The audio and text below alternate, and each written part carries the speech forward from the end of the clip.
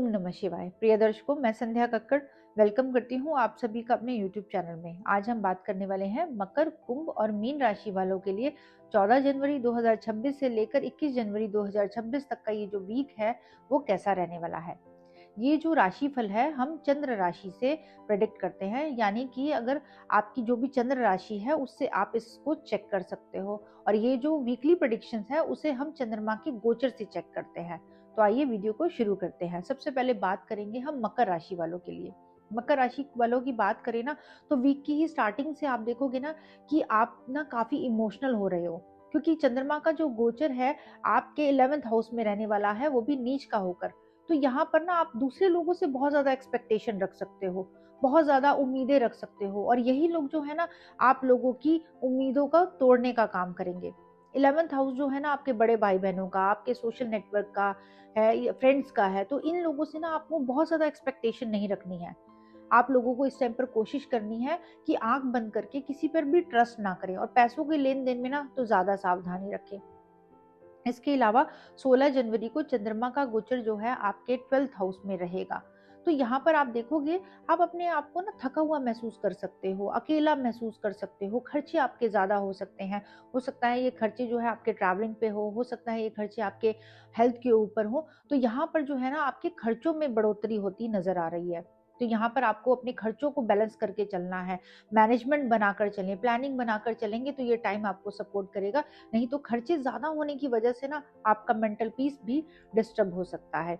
यहाँ पर ये जो टाइम रहेगा ना आपको स्पिरिचुअली जो है ना अपने आप को हील करने का टाइम होगा। जितना आप परमात्मा से कनेक्ट रहेंगे, जितना आप अध्यात्म से कनेक्टेड रहेंगे ना, उतना ही ये टाइम आप लोगों को सपोर्ट करेगा। 18 जनवरी को चंद्रमा का गोचर आपके फर्स्ट हाउस में रहेगा। तो ये टाइम सबसे पावरफुल टाइम रहने वाला है। आप लोगों की पर्सनैलिटी में ना एक अजीब सा निखार आएगा, लोग अब आपकी तरफ ना अट्रैक्ट हो सकते हैं। इस टाइम पर ना फर्स्ट हाउस में ही सूर्य का गोचर भी रहने वाला है, और सूर्य और मंगल दोनों ही क्रूर प्लैनेट है।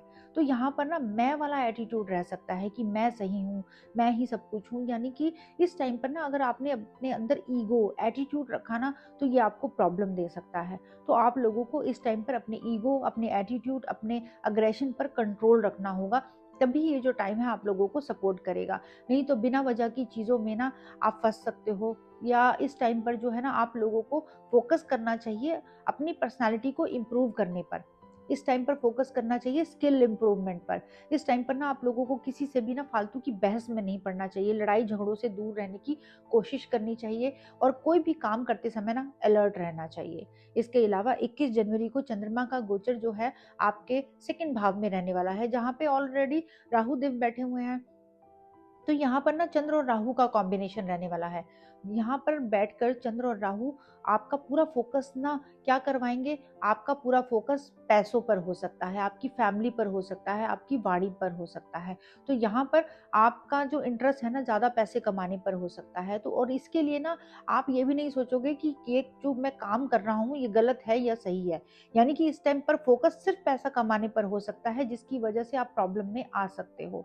तो यहाँ पर एक सावधानी रखनी है। एक तो अपनी वाणी पर भी कंट्रोल रखें, क्योंकि आपके द्वारा बोला गया एक गलत शब्द ना आपके रिलेशनशिप को खराब कर सकता है, आपकी फैमिली के साथ के रिलेशन को खराब कर सकता है। तो अपनी वाणी पर कंट्रोल रखें, अपने थॉट्स को ना पॉजिटिव रखने की कोशिश करें, तभी ये जो टाइम है आपको सपोर्ट करेगा। अब हम बात करेंगे कि वो कौन से उपाय करें जिससे ये जो हफ्ता है आपके फेवर में रहे। आप क्या कर सकते हैं? सबसे पहले तो आप अपनी राशि के स्वामी यानी कि शनिदेव को सही रखने के लिए ना आप कोशिश करें, आप जो है ना जरूरतमंदों की हेल्प करें, आप शिव आराधना जरूर करें, ज्यादा से ज्यादा प्लांट लगाएं और बेजुबान जानवरों की हेल्प करें। अब बात करेंगे कि कुंभ राशि वालों के लिए ये हफ्ता कैसा रहने वाला है। कुंभ राशि वालों की बात करें ना, तो वीक की स्टार्टिंग से ही आप देखोगे कि काम का, जिम्मेदारियों का दबाव ना आपके ऊपर है। आप ऐसा फील कर सकते हो कि यार मैं इतनी मेहनत करता हूँ फिर भी मुझे मेरे कार्यों के लिए वो अप्रिसिएशन नहीं मिलता जो कि मैं डिजर्व करता हूँ। आप ऐसा फील कर सकते हो कि मेरे ऊपर ही इतना काम का बोझ क्यों है। ऐसी फीलिंग आप लोगों के साथ हमेशा रह सकती है। इस टाइम पर बॉस के साथ, अपनी कलीग के साथ, बड़ी अथॉरिटी के साथ ना कोई छोटी मोटी बातों को लेकर मतभेद हो सकते हैं। इस टाइम पर आप लोगों को एक चीज का ध्यान रखना चाहिए कि जल्दबाजी में, गुस्से में ना कोई भी डिसीजन ना ले, नहीं तो आप लोगों को प्रॉब्लम आ सकती है। कोशिश करें अपनी इमेज को सही रखने की।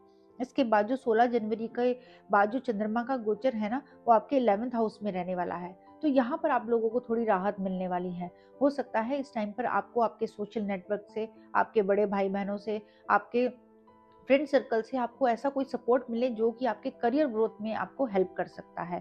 यहाँ पर जो है ना, आपका मन भी थोड़ा शांत फील कर सकता है, आप थोड़ा लाइट फील कर सकते हो। तो ये जो टाइम है ना, आप लोगों के लिए काफ़ी ज़्यादा सपोर्टिव रह सकता है।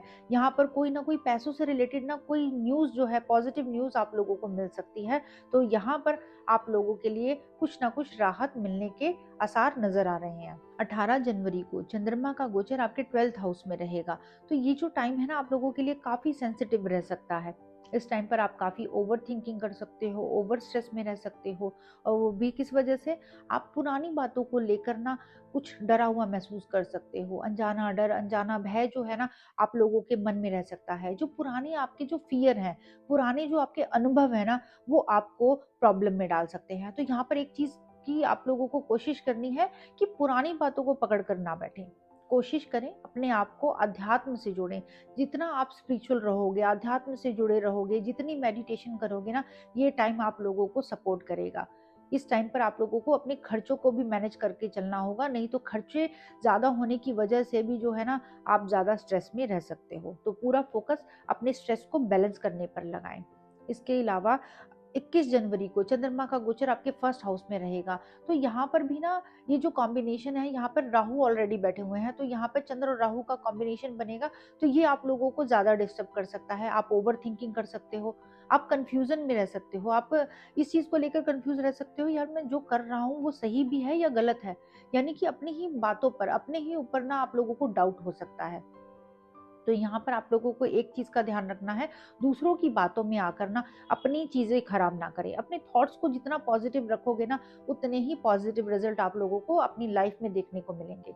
जितना नेगेटिव सोचोगे, नेगेटिव ही चीज़ें अट्रैक्ट करोगे। तो ये टाइम पॉजिटिव सोच रखने का है। इस टाइम पर अपने आप को इमोशनली स्ट्रांग बनाएं और खर्चों पर बैलेंस कर कर चलें। अब हम बात करेंगे कि वो कौन से उपाय करें जिससे ये जो हफ्ता है आपके फेवर में रहे। आप क्या कर सकते हैं? सबसे पहले तो आप अपनी राशि के स्वामी यानी कि शनिदेव को सही रखने के लिए ना, आप कोशिश करें, आप जो है ना, जरूरतमंदों की हेल्प करें। आप शिव आराधना जरूर करें, ज्यादा से ज्यादा प्लांट लगाएं और बेजुबान जानवरों की हेल्प करें। अब हम बात करेंगे कि मीन राशि वालों के लिए ये हफ्ता कैसा रहने वाला है। मीन राशि वालों की बात करें ना, तो ये हफ्ता आपको ये सिखा सकता है कि हर वक्त दुनिया की बात सुनने की जरूरत नहीं है। जितनी आप अपने दिल की बात सुनेंगे ना, अपने मन की बात सुनेंगे, उतने ही आप स्ट्रांग बनेंगे।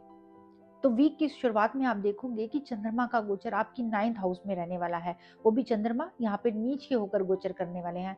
तो यहाँ पर ना, आप ऐसा फील कर सकते हो कि यार मैं इतनी मेहनत करता हूँ, यार मैं इतना हार्ड वर्क करता हूँ, फिर भी भाग्य मेरा सपोर्ट क्यों नहीं करता। तो यहाँ पर हो सकता है आपका जो ट्रस्ट है, जो आपका विश्वास है ना, भाग्य से, भगवान से धीरे धीरे उठने लगे। तो यहाँ पर यही चीज नहीं करनी है आपने।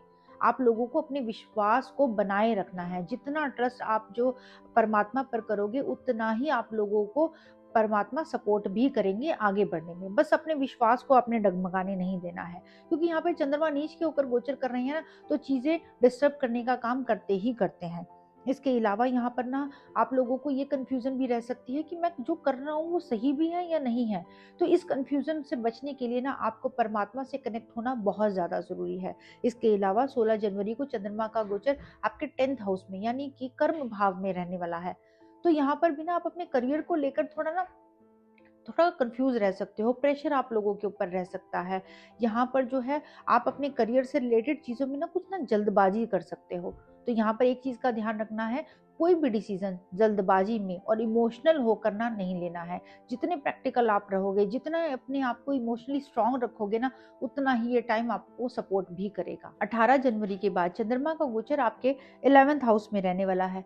तो ये जो भाव है ना, आपके बड़े भाई बहनों का, आपके सोशल नेटवर्किंग का भाव है, आपके फ्रेंड सर्कल का भाव है। तो इन लोगों से ना कहीं आप लोगों को पॉजिटिव न्यूज़ सुनने को मिल सकती है, पॉजिटिव रिजल्ट आप लोगों को देखने को मिल सकते हैं। उनकी सपोर्ट की वजह से, उनकी गाइडेंस की वजह से ना कहीं आपके करियर में ग्रोथ देखने को मिल सकती है। बस यहाँ पर एक ही चीज का ध्यान रखना है, आप लोगों को ओवर एक्सपेक्टेशन इन लोगों से नहीं रखनी है। इसके अलावा 21 जनवरी को चंद्रमा का गोचर 12th हाउस में रहने वाला है, जहाँ पे ऑलरेडी राहु गोचर कर रहे हैं। तो यहाँ पर ना चंद्र और राहु का कॉम्बिनेशन रहने वाला है। तो यहाँ पर आप ओवर थिंकिंग कर सकते हो, ओवर स्ट्रेस में रह सकते हो, नींद आपकी डिस्टर्ब रह सकती है, खर्चे अचानक आप लोगों के बढ़ सकते हैं। ये खर्चे चाहे ट्रैवलिंग के ऊपर हो या फिर आपकी हेल्थ के ऊपर हो। तो यहाँ पर कहीं ना कहीं खर्चे ज्यादा बढ़ने की वजह से आप अपने आप को डिस्टर्ब फील कर सकते हो। यहाँ पर एक ही चीज पर आप लोगों को फोकस करना है, जितना आप अध्यात्म से जुड़े रहेंगे, स्पिरिचुअलिटी से कनेक्टेड रहेंगे, मेडिटेशन करेंगे, अपने आप को खुश रखने की कोशिश करेंगे ना, उतने ही आप लोगों को पॉजिटिव रिजल्ट देखने को मिलेंगे। नहीं तो कंफ्यूजन आप लोगों को बहुत ज्यादा रह सकती है। अब हम बात करेंगे वो कौन से उपाय करें जिससे ये जो वीक है आपके फेवर में रहे। सबसे पहले आप लोगों को अपने राशि के स्वामी यानी कि बृहस्पति देव को सही रखने के लिए ना कोशिश करें, अपने माथे नाभि जुबान पर केसर लगाएं, विष्णु सहस्त्र नाम का पाठ करें, बेजुबान जानवरों की सेवा करें और ज्यादा से ज्यादा पेड़ लगाएं। तो आशा करते हैं ये जो हफ्ता है आप लोगों के लिए बहुत सारी खुशियां और कामयाबी लेकर आएगा। ओम नमः शिवाय।